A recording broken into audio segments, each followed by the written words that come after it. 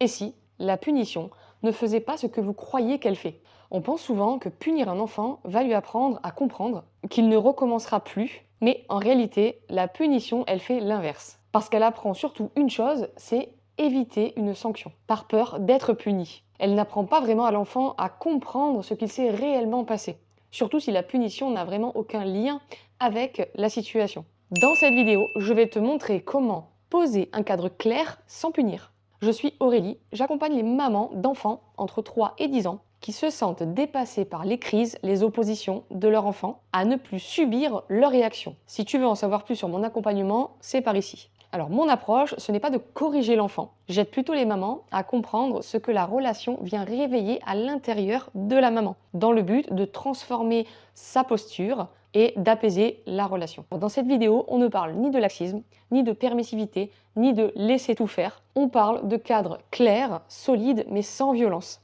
Avant d'aller plus loin, il y a une chose très importante, c'est que bien souvent, les parents punissent parce qu'ils manquent d'outils, parce qu'ils manquent de ressources pour savoir comment faire autrement. Bien souvent, la punition est le dernier recours à une situation de crise, d'opposition, de colère. On n'a pas appris à le faire quand on était enfant, du coup aujourd'hui, on se retrouve un petit peu en difficulté à apprendre à mon enfant comment faire différemment. La punition, c'est vraiment ce qui se transmet culturellement. Il y a des pays, des traditions où elle n'existe même pas, où ce mot n'existe même pas. En France, la culture de la punition est encore bien présente. Et d'ailleurs, c'est ce que beaucoup d'entre nous avons connu. Alors, si tu as déjà puni ton enfant, ça veut dire que cette vidéo est faite pour toi. Ça veut surtout pas dire que tu es un mauvais parent, mais c'est que dans l'instant, tu n'as pas su faire autrement car tu n'avais pas les ressources nécessaires. Les recherches en psychologie du développement montrent quelque chose d'assez clair. C'est que la punition produit, dans la majeure partie des cas, une obéissance immédiate. Mais elle développe surtout la peur de la sanction, l'évitement et très peu de responsabilité. Au fil du temps, l'enfant, il apprend surtout comment éviter de me faire punir, mais pas comment me comporter différemment dans la situation donnée. Plusieurs chercheurs s'accordent à dire que les pratiques punitives produisent surtout de l'obéissance, mais peu d'intégration de règles.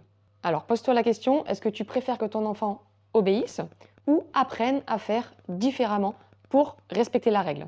Pour apprendre à réguler une émotion, le cerveau de l'enfant doit comprendre ce qu'il se passe. Or, quand ton enfant est puni, son système nerveux bascule en mode stress. Et là, il n'est plus disponible pour intégrer. Daniel Siegel explique que l'intégration émotionnelle nécessite de la sécurité, de l'accompagnement et de la compréhension. Alors concrètement, ça donne quoi? Imaginez deux enfants, une petite sœur qui joue tranquillement avec un jouet dans les mains, son frère arrive et lui arrache des mains.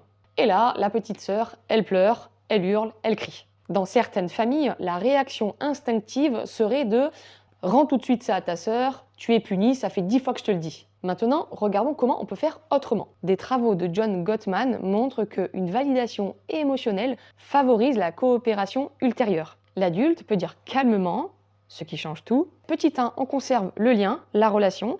Petit 2, conséquences logiques attribuées à la situation. Et petit 3, une réparation. Donc on l'a compris, poser une limite, poser un cadre clair, c'est pas ça qui abîme la relation. Ce qui détériore la relation à long terme, c'est la peur, l'humiliation ou les menaces. Lorsqu'un cadre clair est posé avec calme, l'enfant apprend à grandir. On se rappelle que la posture que l'on va avoir lorsqu'on arrive sur une situation conflictuelle entre deux enfants va changer la donne.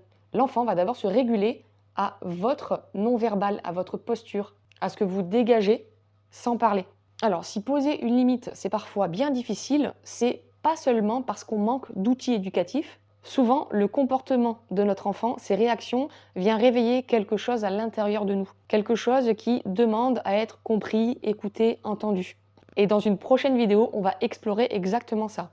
On va comprendre pourquoi ton enfant te déclenche autant d'émotions, autant de réactions. On n'oublie pas que comprendre, ça ne veut pas dire tout accepter, mais changer de regard, c'est déjà transformer la relation. À retenir dans cette vidéo, le cadre ne détruit pas la relation, mais la violence relationnelle, oui.